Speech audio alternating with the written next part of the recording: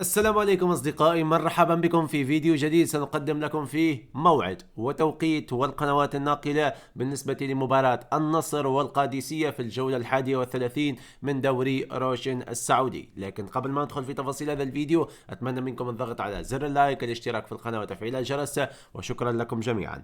تاريخ المباراة ستلعب يوم الأحد 3 من شهر مايو 2026، وتنطلق في تمام الساعة 9 مساء بتوقيت السعودية والساعة 7 مساء بتوقيت تونس والجزائر والمغرب. هذه المواجهة ستكون ملعوبة على استاد مدينة الأمير سعود بن قلوي الرياضية، ومباراة الذهاب انتهت لمصلحة القادسية بالانتصار 2-1.